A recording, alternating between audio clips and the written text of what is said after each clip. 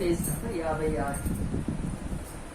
శేషే కలత్ర చింతాత కిం కరోతి నరాధమః. బాల్యమందు అజ్ఞానం చేత ఆవరించబడినాడు, యవనమందు స్త్రీలయందు ఆసక్తి చేత మోసపోయినాడు. దీంట్లో క్రీడాసక్త, తరుణస్తావత్ తరుణీసక్త, వృద్ధస్తావత్ చింతాసక్త, హరే బ్రహ్మణి కోపినసక్త. ఇక పరమాత్మ ఎప్పుడు వీడు ధ్యానం చేస్తాడు, తెలుసుకుంటాడు. ఇవే సరిపోయినాయి. పిల్లవనంలో ఆట సర్పావేశ్వరంలో పోయినాము, అది దాంట్లో ఏదో ఒకటి సరిపోతుంది. వయసుతనం పోతేనే ముసుగుతనం వచ్చేవాడికి అది లేకపోయి ఇది లేకపోయి ఏమవుతుందో ఏమైంది అట్లా చింత చూస్తూ ఉంటాడు. ఇంక ఎప్పుడు వీడు పరమాత్మను తెలుసుకునేది అని అంటాడు. తర్వాత భార్య, సంసారము దీని చేత భ్రాంతుడైనాడు. అంతే, వయసు వచ్చే వాళ్ళకి పెళ్లి చేసుకోవడము, వెళ్ళాము, ఆ సంతానము, పిల్లలు, దాంతో నిమగ్నం అవుతాడు. పీడించబడాడు. అధముడైన పురుషుడు బ్రహ్మజ్ఞానమును సాధించుటకు ఎప్పుడు సమర్థుడు? అటు వారికి కాలమే లేదని భావం. ఈ మనుషుగా జన్మమెత్తి కూడా అధముడైపోయి ఆ పరమాత్మను పొందడానికి సమయమే లేకుండా పోతుంది. అటువాడు ఆ పరమాత్మను తెలుసుకోలేడు అని చెప్తున్నాడు.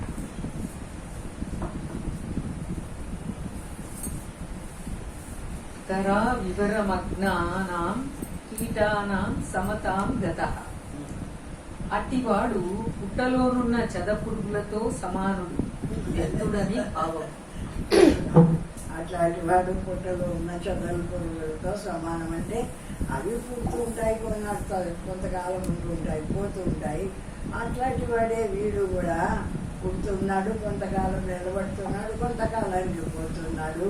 వీడు ఏం పరమార్థాన్ని తెలుసుకోకుండానే దాటిపోతున్నాడు కదా అంట. ఇది సతాత్పర్య విద్వన్నిందా వాక్యాన్ని వింశతి. సతాత్పర్య జగన్మిథ్యా వాక్యాన్ని 33. నాణ్య కించన మిషత్. ఈ అగుపడే ప్రపంచమంతయు బ్రహ్మస్వరూపమైన చిదాకాశము చేత వ్యాప్తమై ఉన్నది.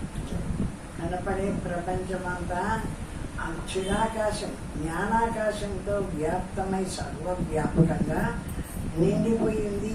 ఈ ఆకాశం ఎట్లా నిండిపోయిందో సర్వవ్యాపకంగా, అట్లా ఆ జ్ఞానాకాశం కూడా సర్వవ్యాపకంగా చిదాకాశము నిండిపోయింది ఈ ప్రపంచంలో ఉంటాడు. ఇంచుకంతైనా మిగలలేదు. లేని ఇంచుకంతైనా లేదు.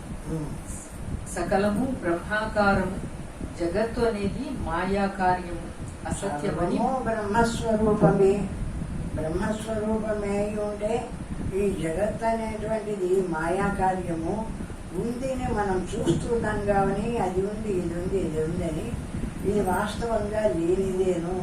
ఉన్నదంతా కూడా బ్రహ్మస్వరూపమేను అంట. వాచారంభణం వికారో నామధేయ. వాచారంభణం వికారో నామధేయ. వృత్తికేచ్చేవ సత్యం అది లేదా? వాచారంభణం వికారో నామధేయ అంటే రకరకాల పేర్లు. ఆయనకు నీకో పేరు, ఆమెకో పేరు, నాకో పేరు, ఆమెకో పేరు, ఈ విధంగా అనేక పేర్లతో ప్రకాశిస్తుంది ఈ ప్రపంచమంతా. ఏమి ఎట్లయితే మృతికే చేవ సత్యమని అది ఒక సూత్రం దాంట్లో వస్తుంది. ఎందుకంటే ఉన్నదంతా కూడా మట్టే. ఒకదాన్ని కుండ అంటున్నాం, ఒకదాన్ని మూకుడు అంటున్నాం, ఒకదాన్ని ముంత అంటున్నాం, రకరకాల పేర్లతో పిలుస్తున్నాం. అవన్నీ రకరకాల రూపాలతో కూడా ఉంటున్నాయి. కుండ ఉన్నట్టు మూకుడు ఉండదు, మూకుడు ఉన్నట్టు ముంత ఉండదు. ఈ విధంగా రకరకాల రూపాలతో ఉంది, రకరకాల పేర్లతో పిలువబడుతూ ఉంది. కానీ అంతా కూడా మట్టి కంటే వేరేది కాదు కదా అన్నట్టు ఈ ప్రపంచం అంతా కూడా నిరాకారమైనటువంటి ఆ బ్రహ్మస్వరూపానికంటే వేరేది కాదు. రకరకాల పేర్లతో రకరకాల రూపాలతో అనేక మంది మనుషులు పశువులు పక్షులు రకరకాల జంతువులు ఆ విధంగా ప్రకాశిస్తుంది ఈ ప్రపంచమంతా. కానీ వాస్తవంగా ఏది కూడా వాస్తవమైంది కాదు. అంతా ఉండేది ఒకే పరబ్రహ్మ స్వరూపము అంటున్నాడు. రెండు వస్తువులు కానీ ఇద్దరు మనుషులు కానీ ఉన్నప్పుడు వేరు వేరు రూపములు వేరు వేరు నామములు కలిగి ఉన్నారు. రెండు వస్తువులు రెండు రూపాలు ఉన్నప్పుడు ఒక ఇద్దరు మనుషులు ఉన్నారంటే వాళ్ళ రూపం వేరే వీళ్ళ రూపం వేరే, వాళ్ళ పేరు వేరే వీళ్ళ పేరు వేరే. ఆ విధంగా అనేకమైన పేర్లతో అనేకమైన రూపాలతో కనిపిస్తున్నారే కానీ మనుషులంతా రకరకాలుగా అందరి యందు ఒకే పరమాత్మ ప్రకాశిస్తుంది. ఈ వేదము ఆకారము మాయాకార్యం. ఈ వేదము ఆకారం ఉండడము ఇదంతా కూడా మాయాకార్యము అంటాడు. ఉన్నట్టు మనం చూస్తుంటే కనిపిస్తూ ఉండేటువంటిది. ఇది ఉంది అది ఉంది అది ఉంది ఇది ఉంది అని మనం ఏదేది ఉంది అని చూస్తున్నామో అట్లా కనిపిస్తూ ఉంటుంది. ఏది అనుకోకుండా నిలబడు, మౌనంగా నిశ్శబ్దంగా ఏది కనిపించదు చూడు. కాబట్టి నీవు అనుకుంటే కనిపించేది కాబట్టి, అనుకోకుంటే కనిపించలేదు కాబట్టి ఇదంతా కూడా మాయాకార్యము అంటాడు. వాక్కు భేదము మాత్రమే కాని రెండింటి యందున్న చిత్కల ఒకటిగానున్నది. వీడు పేరు వేరు వాడి పేరు వేరు, వాడు వేరు వీడు వేరు. ఇంకా శబ్ద భేదమే కానీ వాక్కు భేదమే కానీ అంతటా ఉండేటువంటిది ఒకే జ్ఞాన స్వరూపమైన పరమాత్మే ప్రతి వాళ్ళ యందు ఉంది. ఆ జ్ఞాన స్వరూపమైన పరమాత్మే లేకపోతే ఆ మనిషి జీవించి ఉండలేడు. కాబట్టి సమస్తము ఎంతమంది మనుషులు ఉన్నారు అంతమందికి పేర్లు ఉన్నాయి, అంతమందికి రూపాలు ఉన్నాయి. ఏది ఉన్నా కూడా అంతటా ఉండేది ఒకటే జ్ఞాన స్వరూపమైన పరమాత్మ అంటారు. కనుక సకలము బ్రహ్మాకారమని తెలుసుకోవలను. కాబట్టి అంత బ్రహ్మాకారము బ్రహ్మస్వరూపమే ఈ విధంగా రకరకాల ఆకారాలతో కనిపిస్తుంది ఒకే పరమాత్మ అంటారు. నాత్ర కాచన విధాస్తి. పైని చెప్పిన రెండింటిలో కాని ప్రపంచమందు భేదముగానున్న సకలము బ్రహ్మమయం. అంత బ్రహ్మస్వరూపమే. పైనమో మనము దాని పేరు వేరే దీని పేరు వేరే, ఆ మనిషి వేరే ఈ మనిషి వేరే, ఆ పశువు వేరే పక్షి వేరే, రకరకాల రూపాలతో కనిపిస్తూ ఉన్న అన్నిటి యందు ఉండేటువంటి ఒకే పరబ్రహ్మస్వరూపము. సర్వాన్ని తెలుసుకునే జ్ఞానమే కదా. ఆ పక్షి కూడా సర్వాన్ని తెలుసుకునే జ్ఞానం లేకపోతే అక్కడ పండు ఉంది తిందామని ఇట్లా ఎగిరిపోయి తింటుంది. కాబట్టి ప్రతి దాంట్లో ఉండేది ఈ జ్ఞానస్వరూపమైన పరమాత్మే అంట. కించిత్ అయినా భేదం లేదు, కొంచెం కూడా భేదం లేదు. ఆ విధంగా అంత పరమాత్మ స్వరూపమే ప్రకాశిస్తూ ఉంది అని. ఈ భేద జ్ఞానము స్థూల దృష్టి కాని సూక్ష్మమైన జ్ఞాన దృష్టి చేత చూచినప్పుడు భేదము లేదు. బయట చూస్తే వాడు వేరు వీడు వేరు, వాని పేరు వేరు వీడి పేరు వేరు. ఈ విధంగా స్థూల దృష్టితో చూస్తే అట్లా కనిపిస్తూ ఉందే కానీ సూక్ష్మ దృష్టితో చూస్తే అందరూ ఒకే పరమాత్మ స్వరూపులు. అందరి యందు ఉండేది ఒకే జ్ఞాన స్వరూపమైన పరమాత్మ. అంతా చిన్మయముగా తెలుసుకోవలను అని భావం. ఆ విధంగా అంతటా అచిన్మయమైనటువంటి పరమాత్మ స్వరూపమే సర్వత్రా ఉందని తెలుసుకోవాలా అంటారు. నైవ తత్ర కాచన విదాస్తి. వెనుకటి వాక్యార్థమే దీనికినని ఏ ఆకారం చేత నిశ్చయమని భావం. ముందు చెప్పిన వాక్యార్థమే ఇప్పుడు ఈ శ్లోకంలో కూడా వస్తుంది. ఏం మార్పులు ఉండవు అని చెప్తున్నాడు.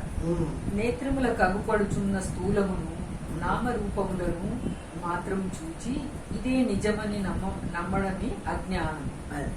కంటికి కనిపిస్తూ ఉంటుంది, వాడు వేరుగా వీడు వేరుగా, ఆ మనిషి వేరు ఈ మనిషి వేరు, రకరకాలుగా కనిపిస్తుంటుంది ఈ ప్రపంచం. ఆ కంటికి కనిపించిన రకరకాలుగా కనిపించేటువంటి ప్రపంచమే సత్యము అని భావించరాదు.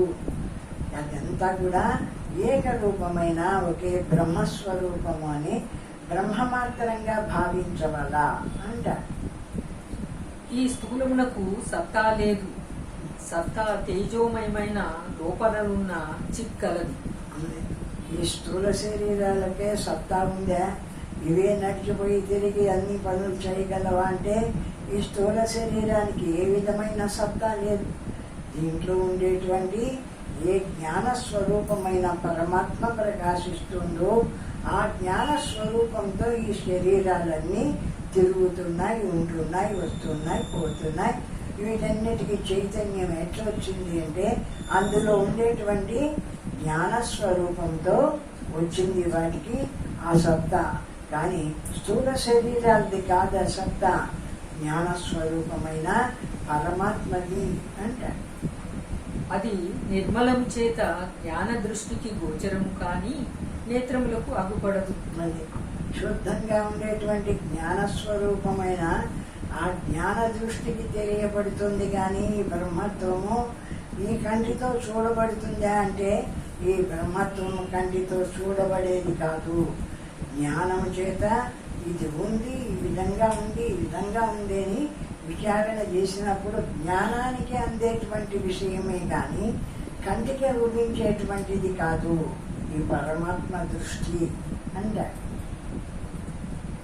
అగుపడే నామరూపములు జడములు కనుక అసత్యములని ఈ భేద దృష్టిని విడిచి జ్ఞాన దృష్టి చేత చూచి అంతా బ్రహ్మాకారమని నమ్మవలెను. ఆ విధంగా అగుపడేదంతా నానాకరకంగా అనేక రకాలుగా కనిపిస్తుండేది వాస్తవం కాదని విడిచిపెట్టి వీటిల్లో అంతటా ఏకరూపమైన ఒకే బ్రహ్మస్వరూపము సాక్షాత్తుగా అంతటా ప్రకాశిస్తుందని ఆ విధంగా బ్రహ్మభావంతో చూడవాలా, అందరి దృష్టితో చూడవాలా. కంటికి కనిపించేటువంటిది స్థూల దృష్టి, మనుషులంతా రకరకాలుగా కనిపిస్తున్నారు. ఈ స్థూల దృష్టితో కాదు, జ్ఞాన దృష్టితో అన్నిటి యందు ఒకే పరమాత్మ చైతన్య స్వరూపమై ప్రకాశిస్తుంది చూడు అని ఆ విధంగా జ్ఞాన దృష్టితో చూసి తెలుసుకోవాలా ఆ పరమాత్మ స్వరూపాన్ని అంటారు.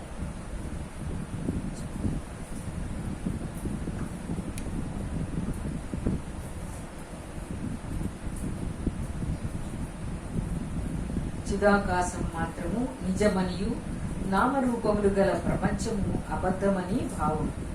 అందరి యందు ఏ జ్ఞాన స్వరూపమైన చిదాకాశం ఉందో అది ఒకటే సత్యమైందని, ఈ దాని యందు కనిపిస్తుండే ఈ నామరూపాలన్నీ వాస్తవమైనటివి కాదు అని తెలుసుకోవాలా అంటారు. సర్వం వికారజాతం మాయా మాత్రం. అంతా ఇక్కడ రూపనామాలతో కనిపిస్తుండేటువంటి వికార రూపంతో కనిపిస్తుండేది ఈ ప్రపంచం అంతా నామమాత్రంగా పేర్లతో, ఈ పేరు వాడి పేరు వేరు, వీని పేరు వేరు, అనేకమైన పేర్లతో రూపాలతో కనిపిస్తూ ఉండేది ఈ ప్రపంచమంతా. ప్రపంచమందు వేరువేరుగా నామరూప భేదములతోనున్న సకలము మాయా మాత్రమే కాని ఆ స్థూలము నిజము కాదు. అది ఆ జ్ఞాన స్వరూపమైన పరమాత్మ ఒక్కటే సత్యమైంది. ఈ నామరూపాలతో వేరువేరుగా కనిపిస్తూ ఉండే ఈ ప్రపంచమంతా వాస్తవమైంది కాదు. కొంతకాలం కనిపిస్తుంది, కొంతకాలానికి కనిపించకుండా పోతూ ఉంటుంది. కాబట్టి ఇది అసత్యమైంది. సత్యమైంది ఏది అంటే అన్నిటి యందు ఏ పరబ్రహ్మ స్వరూపమో, ఏ పరమాత్మ స్వరూపము సత్యంగా ప్రకాశిస్తుందో ఆ బ్రహ్మమే వాస్తవమైనటువంటిది అంటారు. దీనిలోనున్న సత్తా అనగా స్వరూపముతో ఉన్న చిత్కళలను జ్ఞాన దృష్టితో చూచినప్పుడు భేదం లేదు. అంతా బ్రహ్మ మనము రూపాలతో చూస్తే, నామరూపాలతో చూస్తే ఆడు వేరు, వీడు వేరు, ఇది వేరు, అది వేరు, ఆ పేరు వేరు, ఈ పేరు వేరు అట్లా కనిపిస్తుంది. కానీ సూక్ష్మ దృష్టితో చూస్తే వాణి ఎందు ఉన్నది ఆ జ్ఞానమే, ఇంకొకటి ఎందు ఉన్నది ఆ జ్ఞానమే, ఇంకొకటి ఎందు ఉండేది ఆ జ్ఞానమే. జ్ఞానం లేకుండా ఏ శరీరాలు నిలబడలేదు కదా. ప్రతి శరీరము జ్ఞానం చేతనే ప్రకాశిస్తూ నిలిచి ఉంది కదా. కాబట్టి అంతటా ఉండేది ఏమిటి అంటే ఒకే జ్ఞాన స్వరూపము. ఈ జ్ఞాన స్వరూపాన్ని సూక్ష్మ దృష్టితో, అంటే ఈ మన కండ్లతో చూసి ఈ ప్రపంచాన్ని చూసినట్టు చూడకుండా జ్ఞానం చేత విచారించి, ఇందులోనూ జ్ఞానమే ఉంది, అందులోనూ జ్ఞానమే ఉంది, వాడిలో జ్ఞానమే ఉంది, సర్వత్రా జ్ఞాన స్వరూపమే ప్రకాశిస్తుందని సూక్ష్మ దృష్టితో చూసి ఆ బ్రహ్మాన్ని తెలుసుకోవాలా అంటే అంతా బ్రహ్మస్వరూపం. సర్వం బ్రహ్మస్వరూపం. సర్వత్ర సహ్యస్తి ద్వైత సిద్ధి.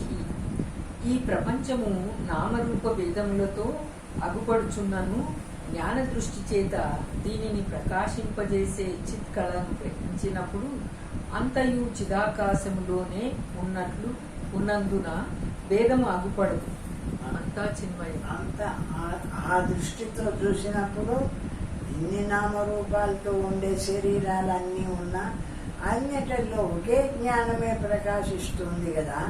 వాణి జ్ఞానం వేరే, వీణి జ్ఞానం వేరే, నా జ్ఞానం వేరే అని జ్ఞానాలు ఏమన్నా అనేకంగా ఉన్నాయా? అనేకంగా లేవు. ఒకే జ్ఞానము అందరి యందు ప్రకాశిస్తుంది. కాబట్టి జ్ఞాన దృష్టితో చూసి సర్వము ఒకే రకమైనటువంటి జ్ఞానస్వరూపం కాబట్టి, ఆ జ్ఞానము బ్రహ్మస్వరూపం కాబట్టి సర్వం బ్రహ్మమయం, అంత బ్రహ్మస్వరూపమే. బ్రహ్మస్వరూపానికంటే వేరేంది ఇతరం ఏది లేదు అని ఆ దృష్టితో చూడవాలా అంటారు. నా ద్వైతం కుతో మర్త్యం. మరణ స్వభావము గలవారు మర్త్యులు. మానవులంతా కూడా మరణ స్వభావము కలిగినటువంటి వాళ్ళు. కానీ ఒక తమాషా మనమే అనుకుంటామంటే, ఒక్కసారి రోజులో ఒక్కసారి అన్నా మనము మరణాన్ని స్మరిస్తున్నామా? సరే కానీ దాన్ని అనుకోను కూడా అనుకోరు. అది జ్ఞాపకం ఉంటే, మరణం అనేది దీనికి ఉంది అనే జ్ఞాపకం ఉంటే కొన్ని ఆశలు అవి తగ్గిపోతాయి. కానీ ఆ మరణము అనేది మాత్రము ఎవ్వరికీ జ్ఞాపకం ఉండదు. అందరి శరీరాలు ఉన్నా, ఎంత శరీరాలు గొప్పవైనా మరణం అనేది జ్ఞాపకం లేకుండా నేను ఎప్పటికీ ఉంటాను, ఇంకా నేను ఎప్పటికీ ఉంటాను, ఇంకా ఇదంతా సంపాదించవాలా అనే దృష్టే కానీ ఎందుకు ఎప్పటికైనా ఇది పోయేదే కదా అని ఎవరు కూడా ఆ మరణ స్మరణ చెయ్యరు.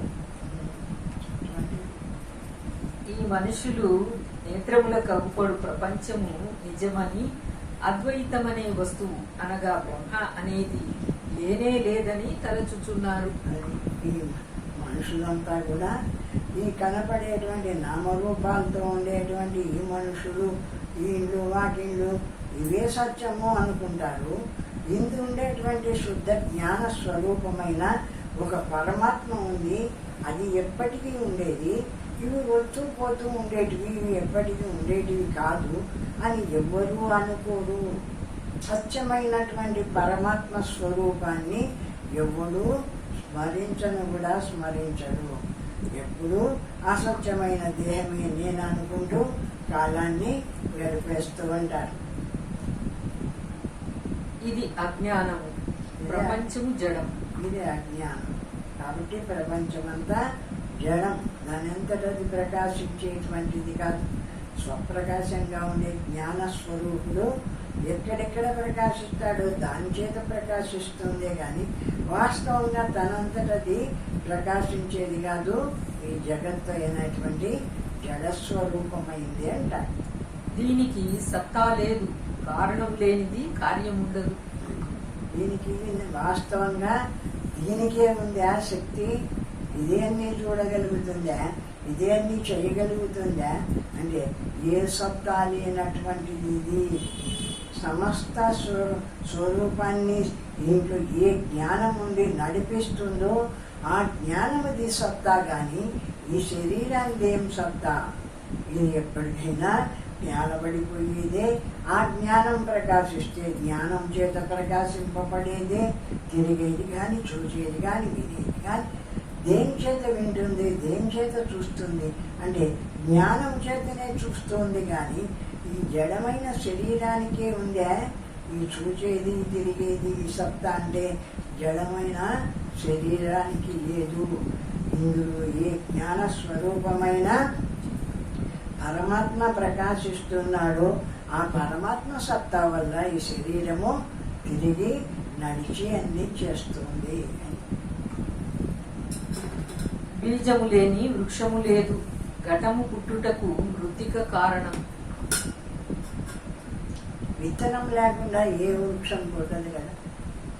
దానికి విత్తనం ఉంటుంది. ఏ వృక్షం తయారైంది అంటే దానికి విత్తనం ఉంటుంది.